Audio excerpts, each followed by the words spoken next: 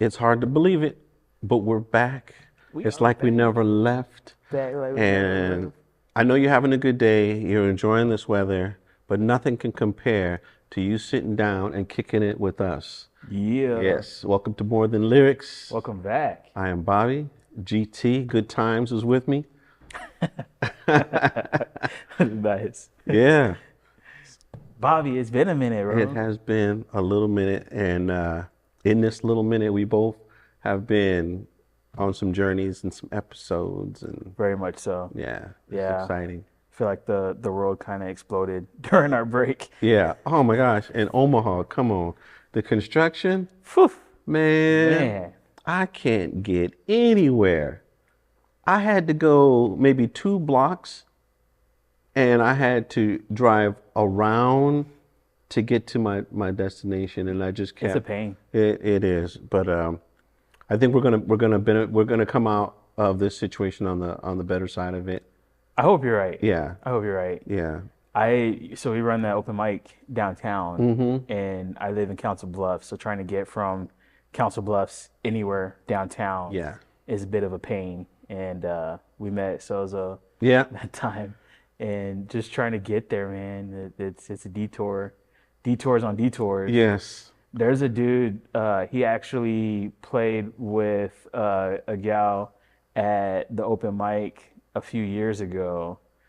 Jordan the Ninja. He blew up on his Facebook doing these videos of this construction downtown in Omaha. Shout out to Jordan the Ninja. Yo, I met somebody. This is the first time that's happened to me for this podcast, but I ran into someone like last week, and he was like, "Hey, I saw you on TV, and you were like, you're talking to your daughter," and I was like, "Oh Yeah, man, you that's caught so that cool. episode." That's cool. Yeah. That's cool. But yeah, man, it's been a journey. Um, we went on the cruise. You guys are touring with Yes. the Blues Ed. And Yeah. We I'm went to looking forward to Memphis. Yeah. looking forward to chatting about this stuff, man. Yeah. So this should be our third episode coming back from our break, season 2 officially. And the first 2 episodes you guys seen are we did like a little Zoom call and tried to document as much of the cruise as we can.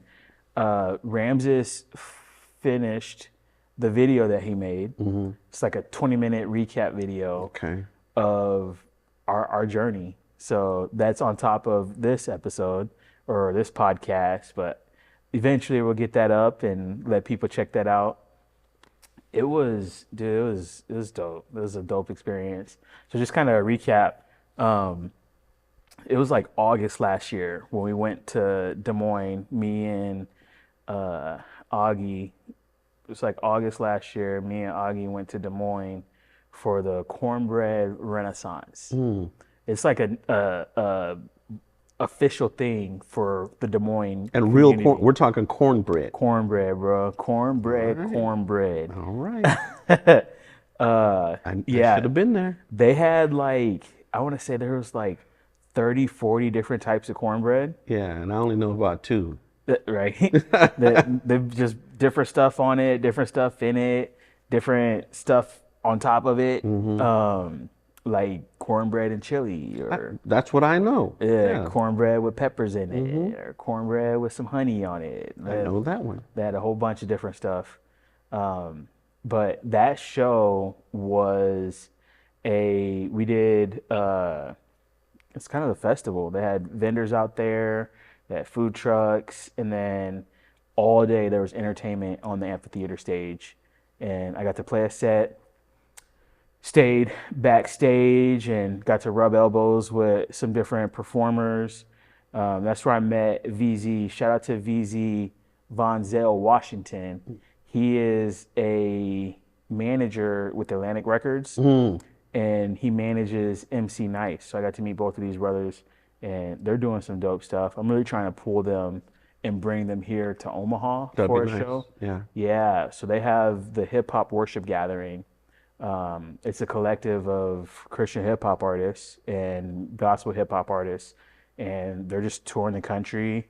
I think they did like 27 shows, saw I think it's 118 salvations, and then they also did some baptisms throughout last year, and then this year, the cruise was an extension of that. So I met these dudes, and I don't know, just kind of like hung out with them for a little bit.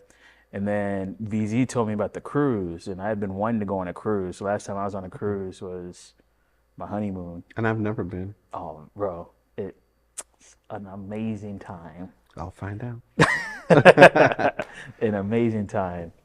So yeah, and then they told me about it. I was like, I don't know, I want to go, but finances and like the timing of it and everything, I didn't have a whole lot of time. They're actually booking now for this year, for next year. Yeah. So the cool thing about the cruise is you can make payments on it. So you don't have to pay all that lump sum at once. You can pay, $200 here, $200 here. And it wasn't super expensive. Like we paid for this 5-day cruise. I think it was the same amount that I paid for the 3-day cruise back like, it was like 6 years ago, if not longer than that. So going with this group made it affordable, and then I don't know, maybe it's just something, cruise lines are not as expensive or whatever. Well, we're going to have to do something so that we do a shoot, or we go, and a lot of our fans, we all meet up and all do the same cruise, and we all kick it. Dude, that'd be awesome. You know what I'm saying? Yeah. And we get our own musical guests, and we put on our own thing, and we hook it up, and we go on the cruise and do that and plan that out. And I think that we have some people that would go. Oh, I know we do for sure. Yeah, and we gotta see if we can get Miles Minnick to go. He's not gonna go to that. But No, he will go with nah, I don't know what it would cost to book that brother and his crew. So I've been talking about the 10th anniversary of Humble Kings. Yes, yeah. And I want to do a show here, and Miles is actually one that came to mind.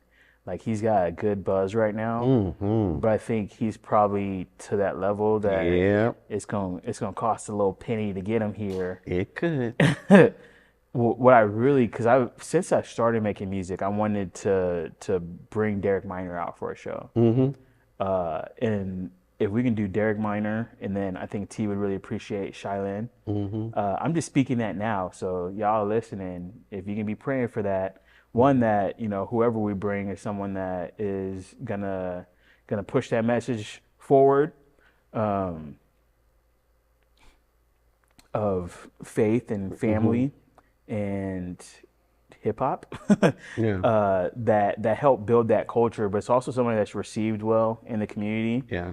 And that it makes sense, like financially and just in general, it makes sense. Yeah. I don't want to bring somebody that nobody knows, and we're spending all this money to bring this person out here, and nobody comes to the show. We'll have people come out regardless, but yeah, this music in any genre of music, it's tough when you don't have some backing and people, even when you have that, when you're trying to come out, and you gotta, and I was telling my kids, we all do music, and tell your friends that you do music when you're in school. Start building your fan base up while you're young. And when you get to that point, you have a fan base, and you got some people that say, I know that guy, went to school with that guy, cool guy, and they're gonna show up. Yeah. Because that cold turkey, just like, I want to do this, and and you start, and you're not in college, you're not, like, you just don't have this many people that you can just see on a daily basis, and I'm seeing, and I'm experiencing this in my comic book world, and I have to walk up to total strangers and talk to them. Yeah. And there's nothing, I can't just look at you and say, you don't read or you do read. I got, Right. I got to go out on a limb and then catch whatever smoke they're throwing at me because I approached them and talked to them about a comic book, so. But I've been well received, mostly. Good. Yeah, mostly. I think it's with all things in life. Like I learned a long time ago, like if you want to do anything significant in life, it takes other people, Yes, right? we need each other. We need each other. We're built for a community, but it's also like if you're playing a show and nobody comes out, it doesn't feel good. I know the feeling. Me too. I know the feeling. Unfortunately, It doesn't feel good, but I tell them the people that did show up, the they're the two ones that people that did matter. show up, like you're getting the show. It doesn't matter if 8 or 80 showed up. Yeah. It doesn't matter if it's 2 or 200. You're going to get everything. I'm bringing everything and I'm doing it, and I'm putting on that show. Yeah. It's just kind of easier though that when you go into the audience and for audience participation, Oh yeah. it's a little bit easier to talk to those two people. It's like, Right. could y'all bring it in? Like, you don't sit over there and That's right. you got grab some positives when you can. But I think like in this day and age, like there's so many things pining for our attention that I get it. it people need to be intentional with who they support, what they support. If they're gonna get out of their house and come to this show, it's for a reason. Like they really rock with you, they really support, or maybe they're just bored, needed something to do. But regardless, like if you're not building that fan base, not having those conversations, like it's really hard to get people to come out and to support. Yeah. But here's what I will say on that.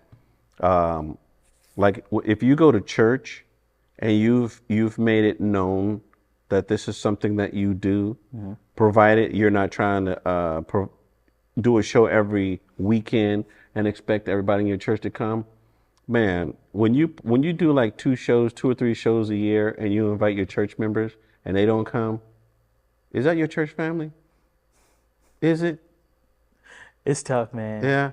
Like you go to their children's soccer games, Right. you're sitting there, you're doing all the things, you're doing the things like it's hard, man, for people that go to church.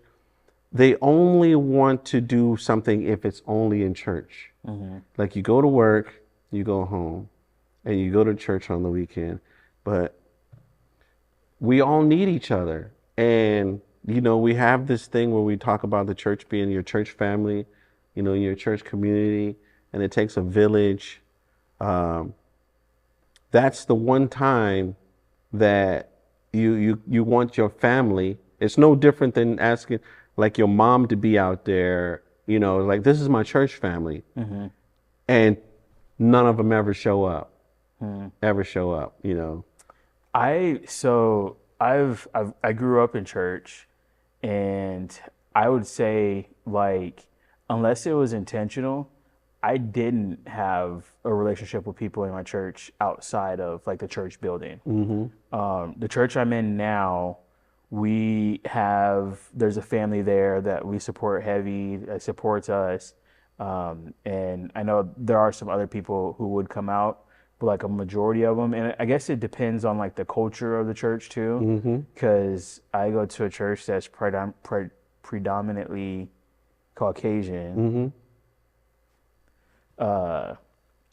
and a lot of them are older, and they're not checking for hip hop.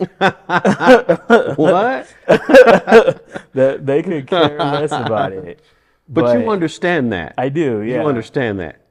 Yeah. But I've been doing this thing for a long time. Right. Yeah. You can come out to a show. Yeah. We're doing something at the park, bring the grandkids or something. Yeah, I mean, especially if the relationship is there, like it would be nice to have that support. It would be nice. It's a good feeling. It's a good feeling. Like, there's probably not a position other than the pastor. There's only like a few positions I haven't held at my church. So when I get called on, hey, Bobby, can you do this? Bobby, can you do this? Yeah, I can make that happen. I could do that. Right. And, you want that same level of enthusiasm. But, yeah, and that's something, going to churches with older people, and I have my kids, and I would like to You know, we go through a lot of churches, a lot of different programs, a lot of things, because I got younger kids and I need them to see other younger kids. You know, I don't expect them to be trying to, you know, Bible it up with, 40-year-olds, and they don't want to Right. do that. Each one of them don't want to do that. Pretty Yeah. awkward. Yeah, I get that. That's actually why we're at our church. Mm-hmm. Is their kids ministry was this is great. Mm. It is great, and I wanted to make sure my kids were going somewhere that they get fed and spiritually, Right, right. but also where they have like some peers that they can kind of grow up with and have those relationships. And I mean, we had went to a different church. I was thinking about taking a job there, and they had like kids service every other Sunday, and they didn't line up on the Sunday I had my kids, so they'd just be sitting at church like playing on their tablets and stuff, and Yeah, that's not what you want. that's not what I want at all. Yeah. So definitely have to. The situation has to make sense. Yes. I went to a church in Colorado that my brother invited me to, and that church was so big, they bought the mall and transformed the wild. mall Into the church. That's crazy. And the I mean, they set it up, man. Like, you walk in and you get greeted, and it's like, it was just a beautiful, beautiful experience, man.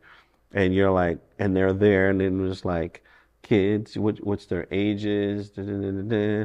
And somebody's typing something, you're getting a little thing on your, and are you comfortable with your child going to? It was like, heck yeah, I'm comfortable with that. Yeah, make me Take feel that, get that dude good. out of here. Yeah, and then you go in, and I've been to quite a few mega churches, and I've never really wanted to be part of one. Um, yeah, you can. Some people like that, but I'm the type of person that I'm shaking hands, I'm talking to people, and I like to be close to the scene.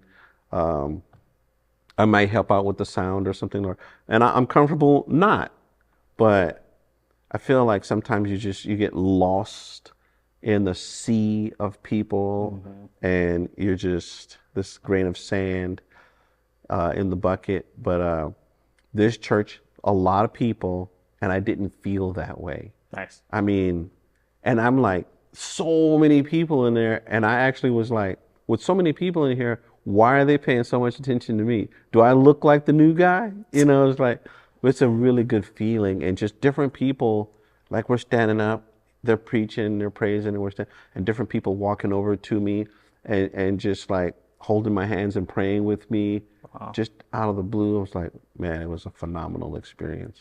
Now, I wonder how somebody who doesn't have like the churching that you do, how they would respond in that kind of environment. They'd be like, "This is weird."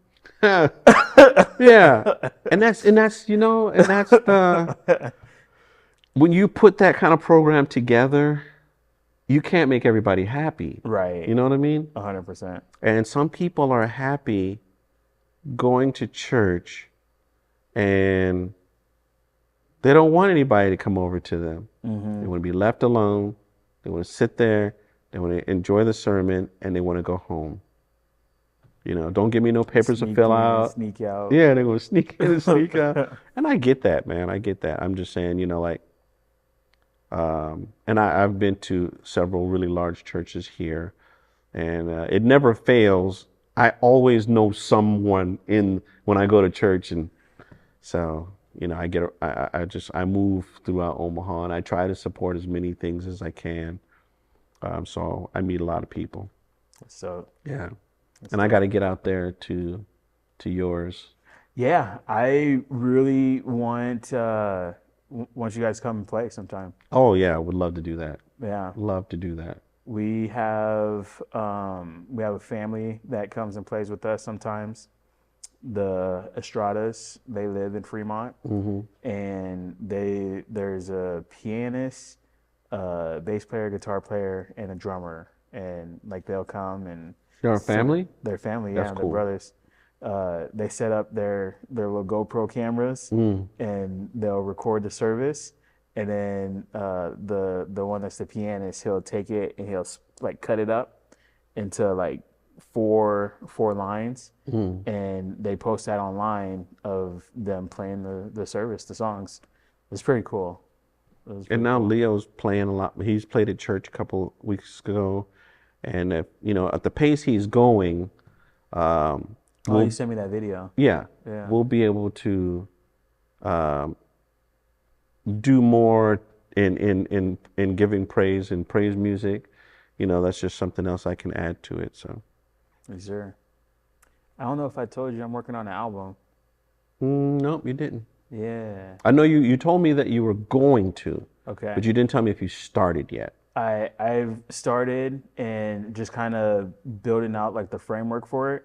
I realized that some of the music that I've been working on like the last couple of years kind of fit into this project.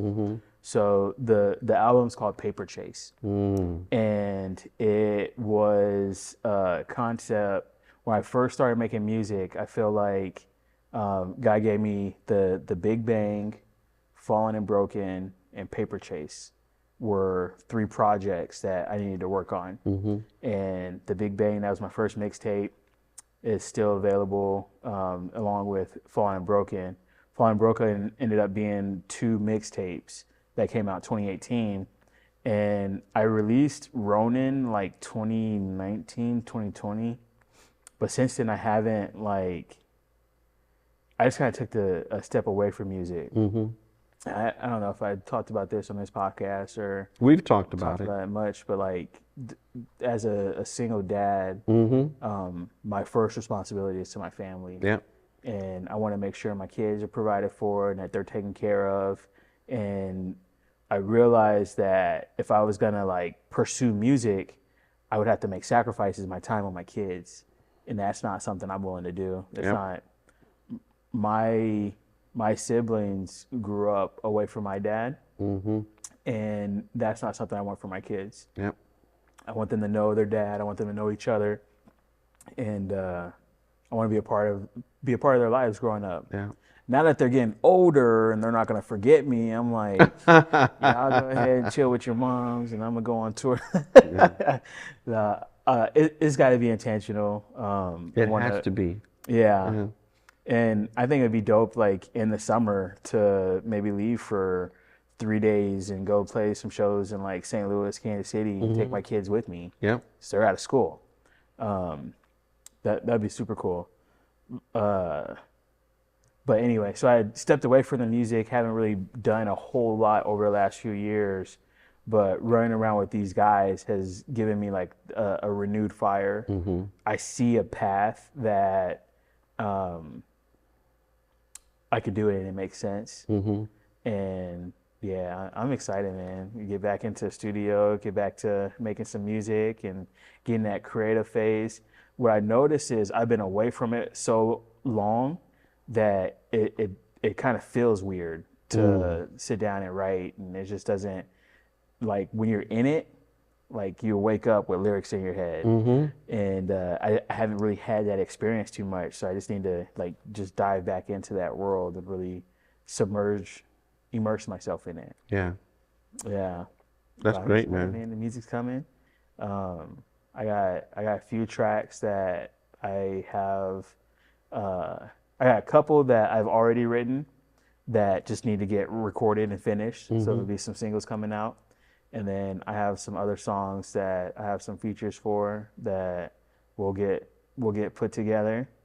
And I don't know, man, it'd be dope to just get back to creating and working with other creative people.